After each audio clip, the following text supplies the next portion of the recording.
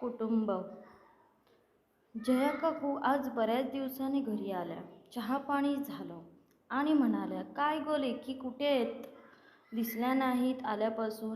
अहो काकू, आज सुट्टी ना, त्यामुळे सकाळीच आजीकडे गेलेल्या आहेत. मुक्कामाला. धाकटी नाही राहत अजून. रात्रीची तिकडे तिला आणून, पण मोठी राहील आता. 2 दिवस सुट्टी आहे तर.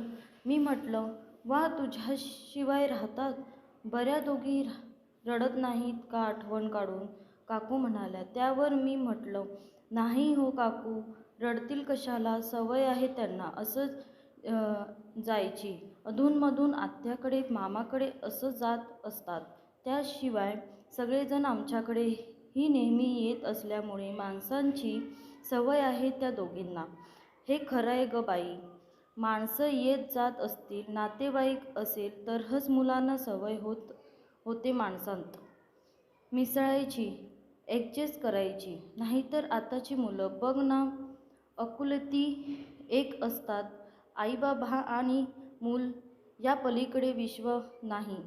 आजी आजोबांपासून कित्येक मुलावर त्यांचं विश्व असलेले. वर्षातून 4 वेळा फार तर ते भेटणार.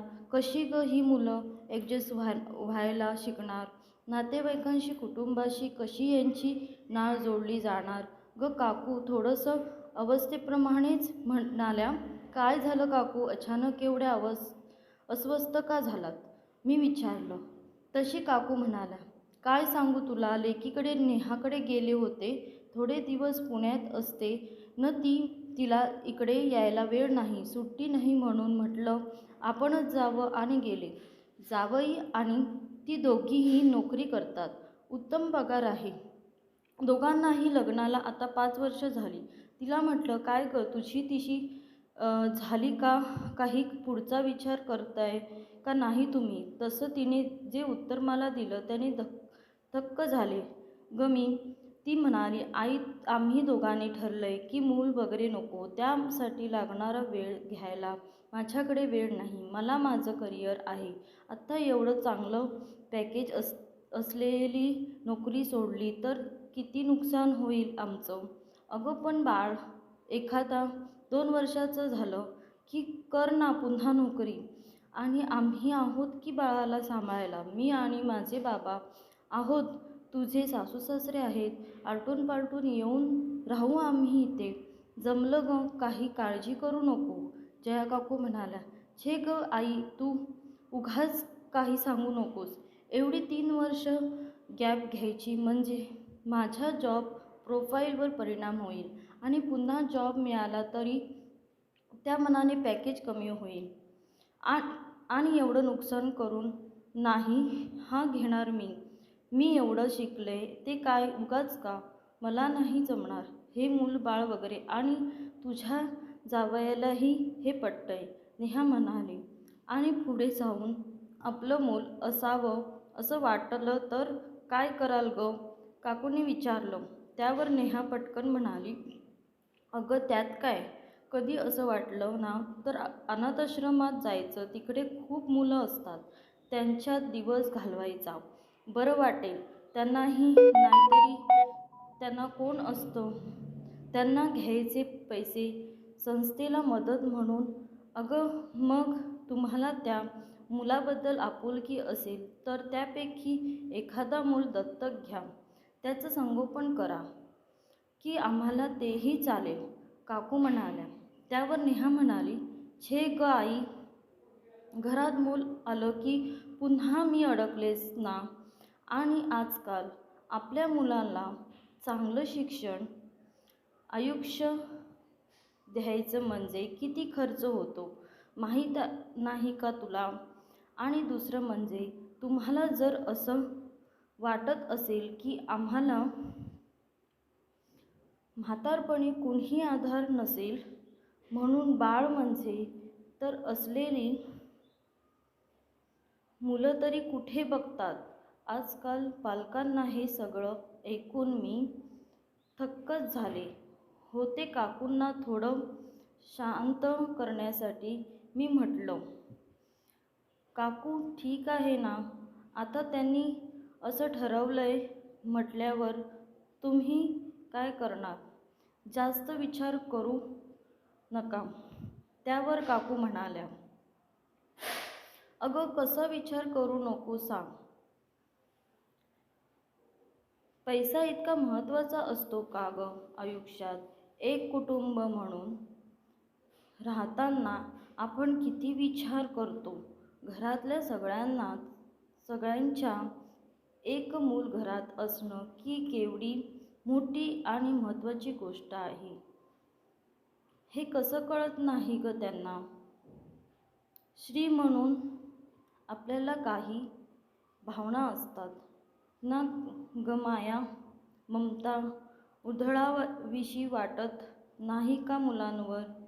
एक मूल आयुष्यभर नवरा बायकोंच्या नात्याला घट्ट करायला मदतच करतं.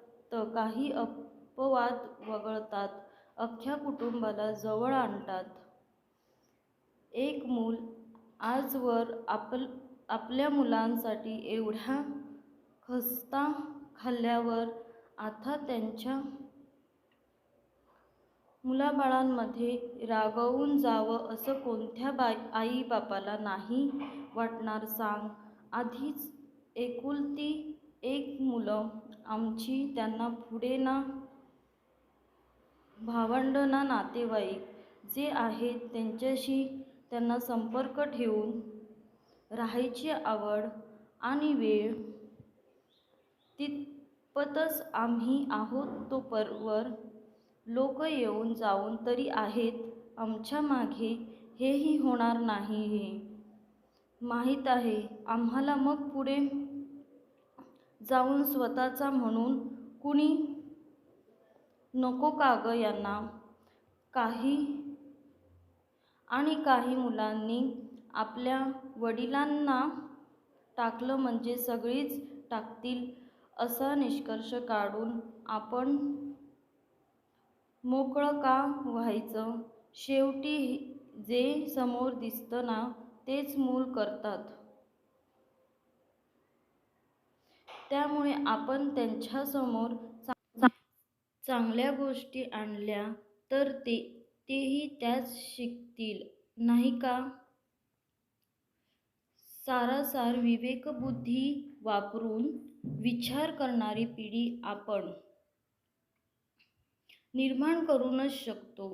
आणि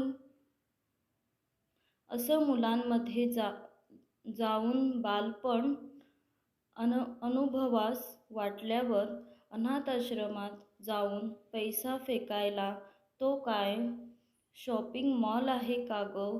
दिले पैसे, घेतली माया, प्रेम विकत. सध्या एकटी असलेल्या मुलांना पुढे मामा, मावशी, काका, आत्या ही नाती तरी माहीत असतील का ग? सख्खे आजी आजोबा पण कुठेतरी एका टोकाला आणि ही मुलं दुसऱ्या टोकाला राहत असताना कसे काय बंध निर्माण होणार यांच्यात?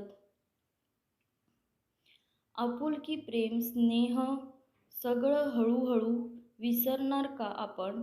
प्रत्येक सुट्टीत अशा नातेवाईकांकडे जाऊन करायची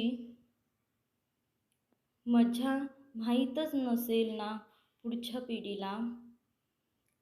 आजवरची मुले कित्येक वेळी नातेवाईकांकडे जात आली आहेत. काही ना काही शिकत आली. प्रत्येक गोष्ट वाटून घेणं असेल, त्यात ॲडजस्ट करणं, माणसांशी जवळून घेणं, जाऊ तिथल्या वातावरणाशी जुळवून घेणं, तिथल्या खाद्यप्रकाराशी जुळवून घेणं, थोडक्यात काय ज्या ठिकाणी जाऊ तेथे तसं राहायला शिकणं हे वेगळं शिकवावं नाही लागलं आजवरच्या मुलांना. पण आता सगळंच बदलत चाललंय ग. आधीच एकटी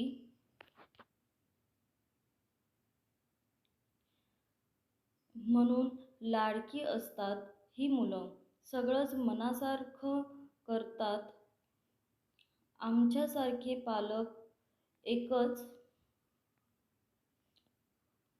मूल म्हणून आणि त्यांच्यामुळेच असेल का ग वाढत ही अशी प्रकृती. कशातच बांधून घ्यायची सवय नसल्यामुळे पैसा म्हणजे सर्वस्व असतं का ग. उद्या आपली माणसं उपयोगी पडतील का नुसता पैसा. का ग समजत नाही या मुलांना हे. खरं तर माझ्या लेकीला कसं समजत नाही याचं जास्त आश्चर्य वाटलं मला. स्त्री पुरुष समानतेच्या भ्रामक गोष्टीत किती वाहते ही पिढी. कसली समानता ग. आणि खरं तर पुरुषापेक्षा कितीतरी पटीने अधिक कणखर असतो आपण. सूचनांचं वरदान आहे आपल्याकडे. एखादी स्त्री जेवढ्या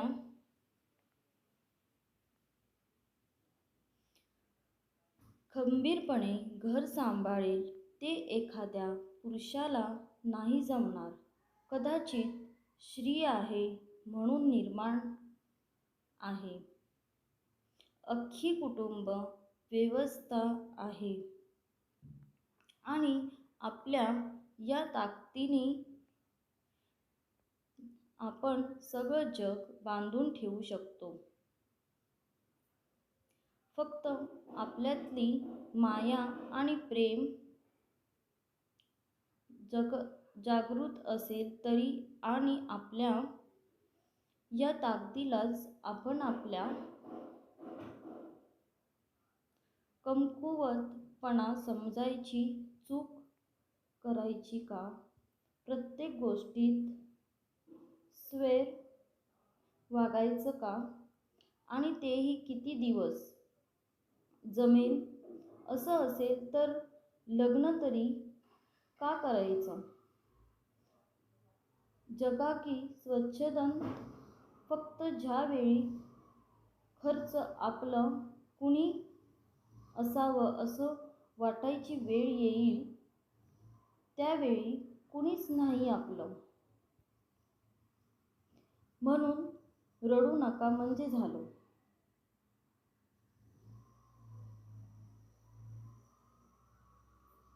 जया काकू भडाभडा बोलत होत्या. डोळ्यातून सरसर पाण्याच्या धारा वाहत होत्या आणि मी मात्र त्यांच्यासमोर सुन्न होऊन बसले होते.